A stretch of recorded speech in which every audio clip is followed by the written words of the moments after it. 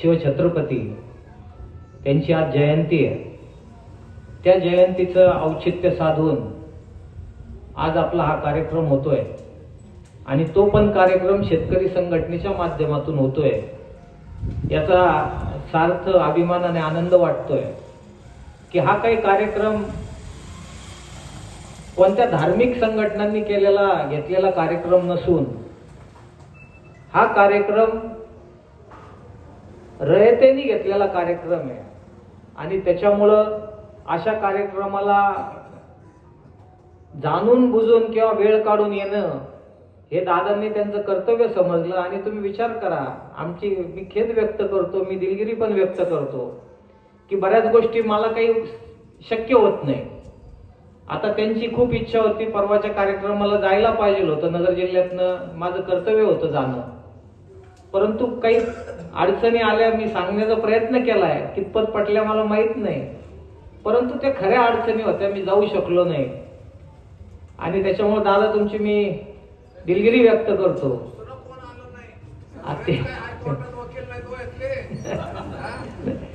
तर हा विषय इतका गंभीर घेऊन तुम्ही सातत्याने प्रयत्न करताय, त्या प्रयत्नाला आमचा हातभार असला पाहिजे. आमचं हे कर्तव्य आहे.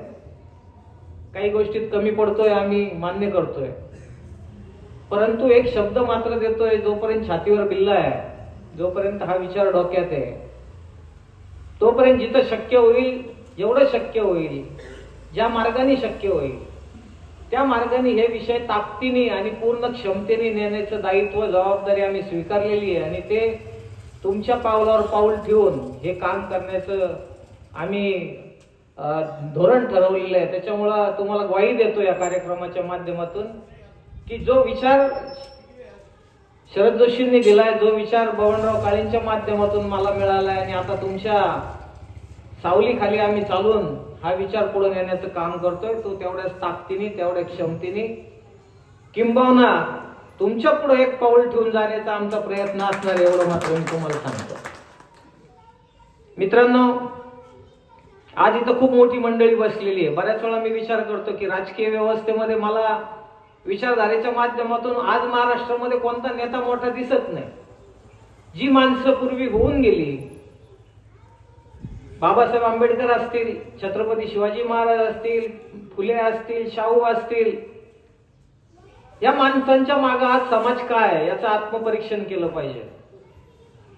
याचं आत्मपरीक्षण करत असताना तुमच्या लक्षात येईल की ह्या माणसांनी विचारधारेच्या माध्यमातून कामं केली.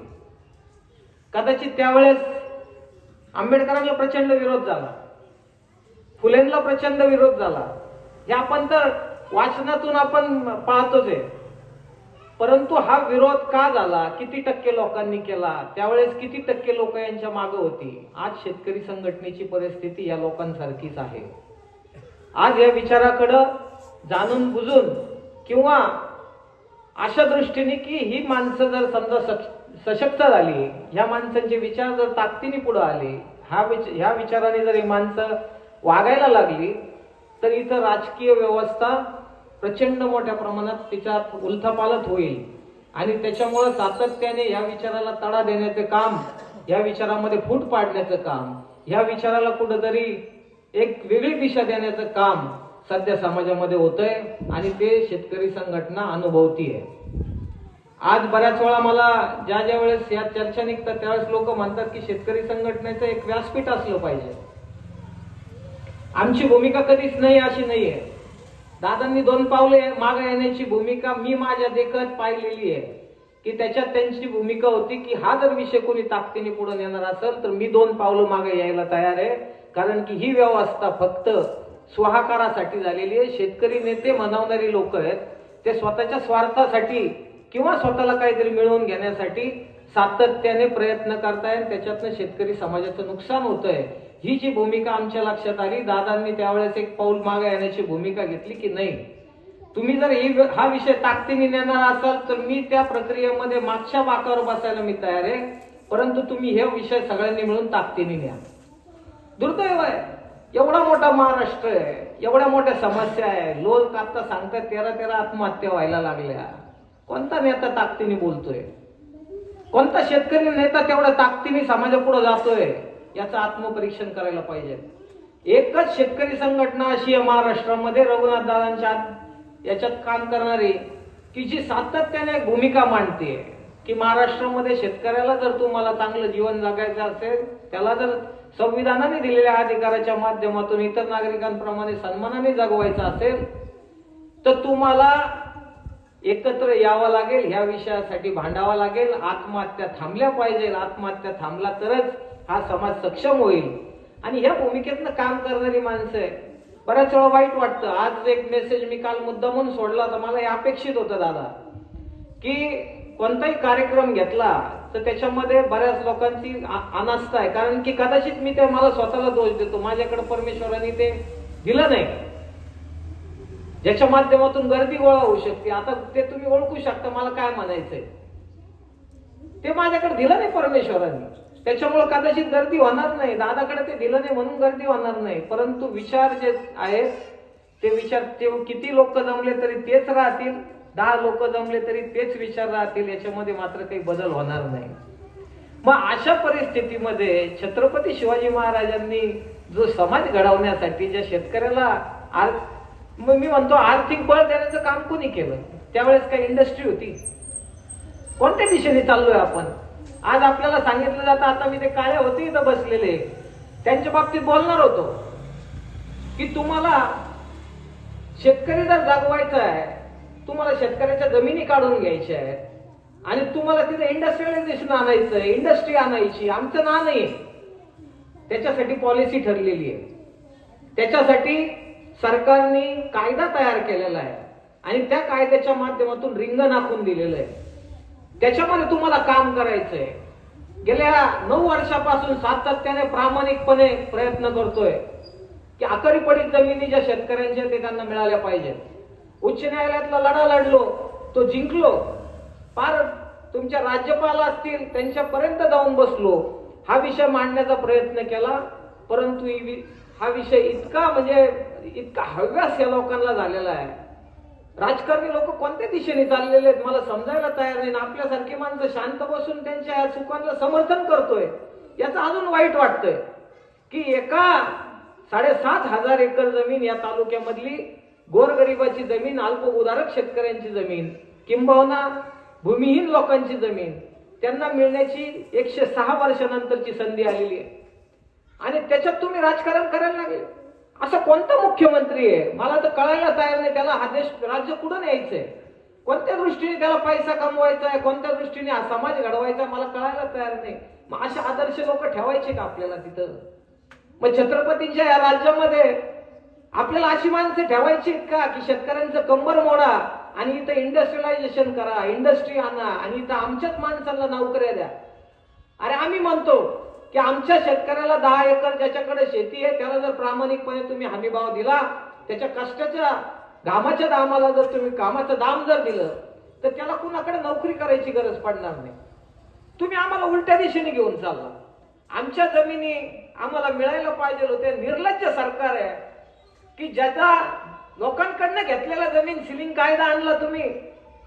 सिलिंग कायदा आणून आमच्या बापदादाच्या मालकीच्या जमिनी तुम्ही ताब्यात घेतल्या आणि त्या जमिनी ताब्यातून परत काढण्यासाठी एवढा मोठा संघर्ष झालेला असताना, कायदा दुरुस्त झालेला असताना त्या जमिनी ज्यावेळेस द्यायची वेळ येते त्यावेळेस तुम्ही इतका घाणेरड्या पद्धतीचं राजकारण करता की ज्या माणसाला याचा न्याय मिळाला पाहिजे त्या माणसाला न्यायापासून बाजूला ठेवायचं.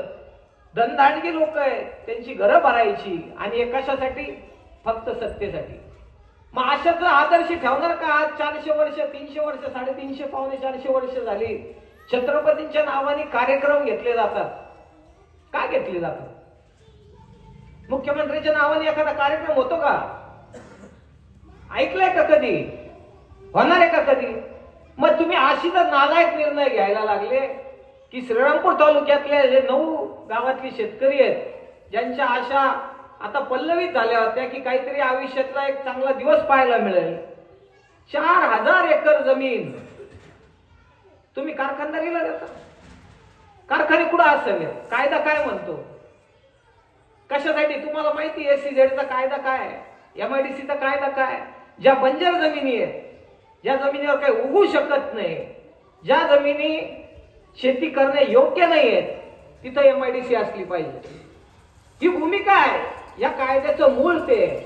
परंतु दुर्दैवाची गोष्ट अशी आहे की जमिनी ब्रिटिश लोकांना कळल्या 100 वर्षापूर्वी की या जमिनी उपजाऊ आहेत, या जमिनीच्या माध्यमातून आर्थिक प्रगती होऊ शकते, इथली जी कारखानदारी आहे ती जगू शकते, आणि ती जगवायची असेल तर या जमिनी शेतकऱ्यांना शेती करण्यासाठी दिल्या पाहिजे. या भूमिकेतनं ब्रिटिशांनी त्यावेळेस निर्णय घेतला. आणि आपलं सरकार काय करायला लागलं, आम्ही जमिनी सोडायसाठी संघर्ष करतोय, आणि तुम्ही 4-4 हजार एकर जमीन एका इंडस्ट्रीला देताय. आणि इथं बसलेले अध्यक्ष आहे, त्यांची भूमिका काय, त्यांची भूमिका काय असली पाहिजे की श्रीरामपूर तालुक्यातली MIDC पूर्णपणे संपुष्टात आलेली आहे, संपलेली आहे. तिला जर सक्षम करायचं असेल तर श्रीरामपूर तालुक्यामध्ये दुसरा कुठंच बाहेर कारखाना झाला नाही पाहिजे, तो MIDCच्या कार्यक्षेत्रातच झाला पाहिजे. ही भूमिका कोणी मांडायला पाहिजे. आम्ही अंगावर घ्यायचे लोक, सातत्याने तुम्ही सेटलमेंटच्या माध्यमातून जवळ जायचं लोकांच्या, आणि आम्ही अंगावर घ्यायचे का लोक. आम्ही आमची भूमिका स्पष्ट मांडतोय, आम्ही प्रामाणिकपणे काम करतोय. आमची जी भूमिका आहे त्याच्यामध्ये पुढे छेद जाऊ देत नाही. राजकारण आहे, राजकारणामध्ये व्यवस्थेमध्ये तुम्हाला काही गोष्टी, छत्रपतींनी किती किल्ले सोडले, तहामध्ये किती किल्ले सोडले, आणि परत ते मिळवले देखील, कारण की टार्गेट ठरलेलं होतं. आमचं पण टार्गेट ठरलेलं आहे. आम्हाला आमचं शेतकरी कुठं द्यायचं आहे आमच्या डोक्यात आहे. त्याच्यामुळे आम्ही पण काही गोष्टीत कुठं जाण्याचा प्रयत्न केलाय. परंतु त्याचा अर्थ असा नाहीये की आम्ही आमच्या विषयातनं भटकलेलो आहे.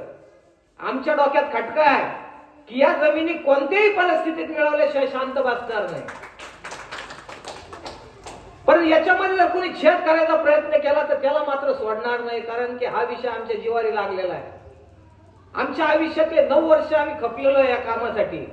रात्रंदिवस वकिली काय फक्त कागद नाचवण्याचं काम नाहीये. प्रत्येक गोष्टीला, प्रत्येक कागदाला, प्रत्येक ओळीला, प्रत्येक शब्दाला संघर्ष करावा लागतोय. त्याच्या माध्यमातून याचं खोपडी आऊट होती, आणि तो वेळ आम्ही आमच्या घरच्यांचा सोडून, आमच्या मुलाबाळांचा सोडून आम्ही याच्यासाठी दिलेला आहे. त्याच्यामुळे याच्यात कोणतंच कॉम्प्रोमाइज नाही, याच्यामध्ये कोणत्याही व्यवस्थेमध्ये कोणताही सेटलमेंट होणार नाही. परंतु मित्रांनो, एक लक्षात ठेवा, आपल्यातली काही भांडवळ आहे, आपल्यातली काही भांडवळ आहे की ज्यांनी हा विषय दुसरीकडे नेण्याचा प्रयत्न केला. अजित काळे सातत्याने एका भूमिकेत आहे. आमची भूमिका, दादांची भूमिका आजपर्यंत सांगा, मग आमचा बराच वेळा संघर्ष होता दादाचा, माझा झाला, आज सकाळी पण झाला. का? ते म्हणतात विचारधारेच्या माध्यमातून मला आयुष्यात काही नाही मिळालं तर चालत, परंतु कोणत्याच गोष्टीत आपल्याला आपल्या विचाराला तडा जाऊ द्यायचा नाही. सकाळी संघर्ष झाला आमचा नाश्ता करतात. मी म्हटलं दादा ही व्यवस्था तशी राहिली नाही. ते म्हणजे नका करायला, आपल्याला आपला विचार आहे, आपल्याला त्या पद्धतीने जायचंय. जे लोक माझ्या बरोबर येतील त्यांना घेऊन जायचंय, पण मी माझ्या विचाराची मारताना प्रतारणा होऊ देणार नाही. त्या विचाराच्या बाहेर मी जाणार. पटतंय जे विचाराचे जे काही बाळपुढे आता अशा लोकांमध्ये तुम्ही बसायला पाहिजे. मी कधी कधी मला परमेश्वराने उगाच वकील केलं काय असं मला वाटायला लागलं. मी भाऊ बरोबर जर हिंडलो असतो तर कदाचित चांगल्या पद्धतीचा माणूस याच्यापेक्षा झालो असतो असं मला आता वाटायला लागलं. विचारधारेने माणसं घडतात, सहवासाने माणसं घडतात. माणसं अशी घडत नाही की कुठंतरी काहीतरी मिळालं म्हणून. अहो लोक, समाज फार म्हणजे भयानक विसरलोय. तुम्हाला सांगतो, तुम्ही कितीच काही करा, समाज विसरलोय. तुम्हाला नवीन माणसं येत राहणार आहे तुमच्या. तुम्ही जर कार्य केलं, तुम्ही जर करून दाखवलं तर मात्र समाज हा तुम्हाला मरेपर्यंत लक्षात ठेवतो. पण तुमची भूमिका अशी जर राहिली कायम, नाही करत लोक. आज श्रीरामपूर तालुक्यामध्ये मी नाव घेऊ शकणार नाही, इतकी माणसं श्रीरामपूर तालुक्यात शेतकरी संघटनेच्या माध्यमातून जवळ आली. त्याच्यामुळे मी भाषणामध्ये जाणीवपूर्वक कोणाचं नाव घेत नाही, कारण मला माहितीये की नाव जर घेतलं नाही, एखाद्याचं चुकलं किंवा राहिलं तर उगाच रोष, म्हणजे आपल्याला परत 2 दिवस त्याचाच त्रास होतो. म्हणून सगळी माणसं जी आपण गोळा करतोय आज, एक एक माणूस सोन्याचा. आज बाळासाहेब पठारे आपल्याला या माध्यमातून या व्यासपीठाला मला आनंद होतोय की अशी माणसं या प्रवाहात यायला पाहिजे. माझी भूमिका आहे. विचाराचे काही गोष्टीने तुम्हाला तडजोड करावी लागते, तुम्हाला काही गोष्टीत मागं पुढं घ्यावं लागतं. तुम्ही मागं पुढं घेतलं पाहिजे, तरच तो माणूस खऱ्या अर्थाने त्या विचाराला न्याय देण्याच्या लायकीचा माणूस आहे असं मी समजतो. मला काही वाटणार नाही. माझ्यापासून मी तर पाहतोय भाऊंबरोबर काम करणारी जुनी माणसं आहेत.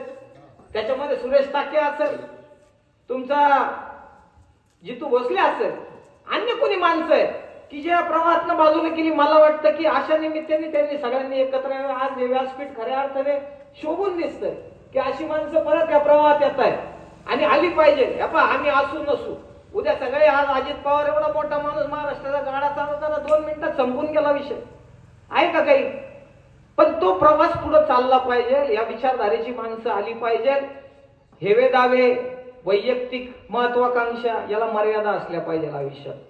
आणि त्या जर असल्या तरच तो माणूस संघटनेत काम करण्याच्या लायकीचा माणूस असतो. संघटना हा विषय असा आहे की याच्यामध्ये आम्ही काही देऊ शकत नाही. संघटनेचा अध्यक्ष कुणाला काही देऊ शकत नाही. तो फक्त विचाराच्या माध्यमातून त्या समाजाला जे त्याचे विचार आहेत त्याच्या माध्यमातून तो समाज घडवण्याचं काम करत असतो. वैयक्तिक कोण काय देतोय कुणाला. आज दादा सारखा माणूस एवढा लांबून आला, मला लाज वाटते की खर्च लागतो, येणं जाणं खर्च लागतो. वेळ तर जाऊ दे, असं लोक म्हणतील त्यांच्याकडे लय वेळ आहे, काही काम तर करत नाही, कुठं नोकरीला तर नाही. अरे बाबा तसं नाही आहे. शरीर आजही म्हणजे आम्हाला खरंच लाज वाटते साहेब. नाही पण हा एक विषय आहे की शरीर आहे. माणूस आज आपण म्हणतो, गावात मी पाहतो बरेच जण म्हणतात अरे शरीराचं राव असं आहे, तब्येतीचा थोडा इश्यू आता म्हणून येता नाही आलं तुमच्या कार्यक्रमाला. अरे जो माणूस आज इतक्या लांबून इथं आलेला आहे त्याचे 2 शब्द ऐकायला आपल्याला यायला पाहिजे. मित्रांनो, हे जे गुण आहेत, प्रत्येकाला असं वाटतं शिवाजी दुसऱ्याच्या घरात जन्माला आला पाहिजे, पण शिवाजींनी सगळं काम केलं पाहिजे.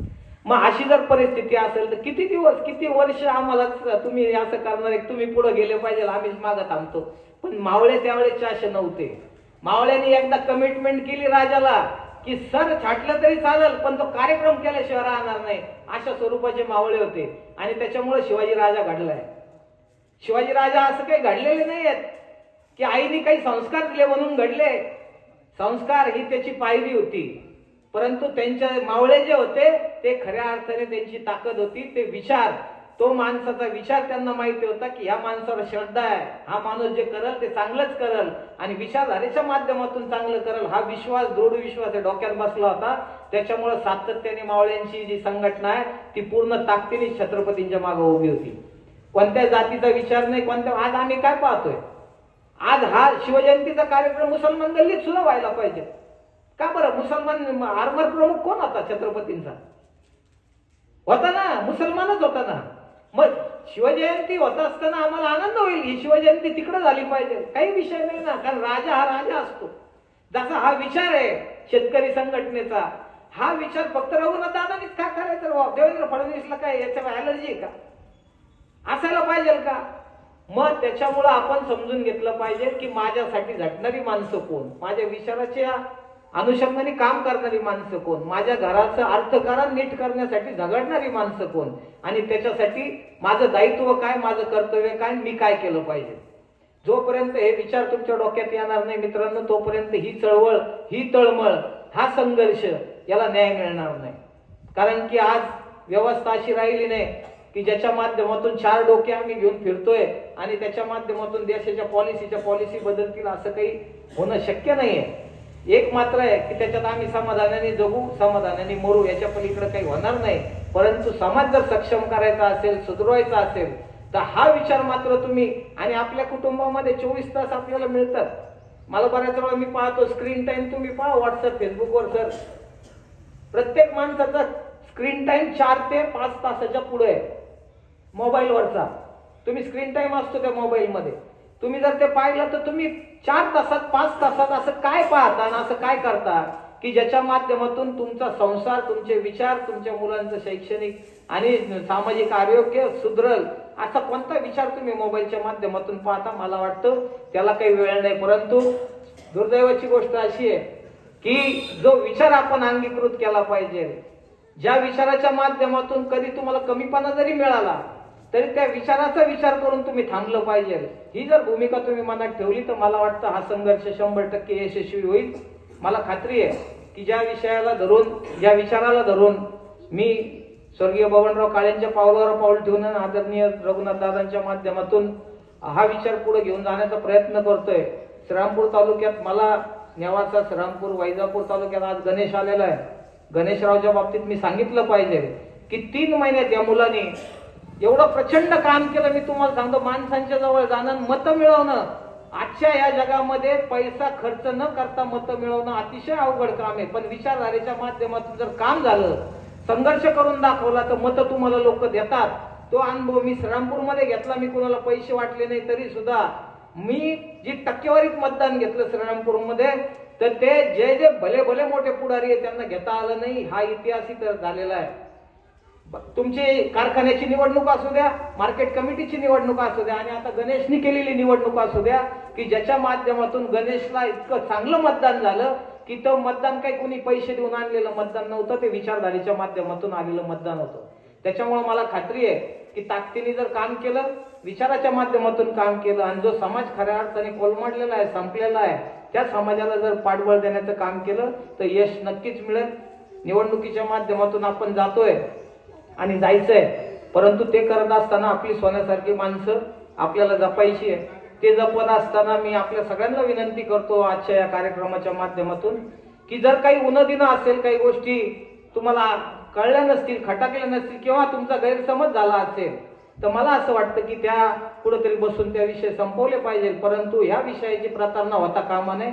आणि जर असं होत असेल तर मात्र माझ्यासारखा माणूस थोडा निष्ठुर आहे, थोडा निष्ठुर माणूस आहे, की या विचाराची मी प्रतारणा होऊ देणार नाही. त्याच्यामुळे आपल्या सगळ्यांना विनंती करतो की जो संघर्ष आपण चालू केलाय, जी साथ तुम्ही आम्हाला देताय, अशी साथ इथून पुढे असू द्या. आज ज्या छोट्याशा गावामध्ये आपण हा कार्यक्रम घेतोय, त्या कार्यक्रमाच्या माध्यमातून मी आमच्या जुन्या सहकार्याला साथ घालतोय की तुम्ही या प्रवाहात या. तुम्ही ही व्यवस्था, आमच्यासारखी माणसं कमी पडताय व्यवस्थेमध्ये, आम्ही कमी पडतोय, आम्ही मान्य करतो. कारण की इतकं मोठं फाटलेली याला तिघळ लावणं फार अवघड काम आहे. आणि अजित काळे, रघुनाथ दादा, नापेट आणि यांच्या माध्यमातून आता आपल्या सुदैवाची ही मी जे म्हणतो ना दादा, हे एक आपल्याला पुरवणी शेवटचे 2 मिनिटं घेतो, की वडले साहेबासारखा माणूस, की ज्या माणसाने या प्रवाहामध्ये पूर्ण ताकदीने, म्हणजे मला बऱ्याच वेळा असं वाटतं की एवढी ताकद आपल्या माग आता उभी राहते, तर अशी लोक जर परत आपल्याकडे आली, या लोकांनी जर परत आपल्या छातीवर बिल्ला लावला, कदाचित आता त्यांना काही अडचणी असतील, पण माझी इच्छा आहे की पद हे काही कामाची नाही, आमची पद तुम्ही घ्या, परंतु तुम्ही या प्रवाहामध्ये या. तुम्ही जर या प्रवाहामध्ये आलात तर कदाचित हा विषय पूर्ण ताकदीने जाऊ शकेल. त्याच्यामुळे आपल्या सगळ्यांना आज खऱ्या या कार्यक्रमाचं यश मी समजतो, की ज्या उडून गेलेली जी पाखरं आहेत, ती उडून गेलेली पाखरं परत आपल्या घरट्यात येत आहेत. आणि त्याच्यामुळं या सगळ्या पाखरांचं स्वागत करणं हे मी माझं कर्तव्य समजतो. एवढं बोलतो. आणि आपण शांततेने जे काही 2 शब्द ऐकलेत, मला थोडा 15 मिनिटाचाच वेळ मला अपेक्षित होता, मला मुद्दामून ठरवलं होतं, पण इथं आल्यावर राहवलं नाही, त्याच्यामुळे 10 मिनिटं जास्त घेतली. आपल्या सगळ्यांची दिलगिरी व्यक्त करतो आणि थांबतो. जय जवान, जय किसान, धन्यवाद.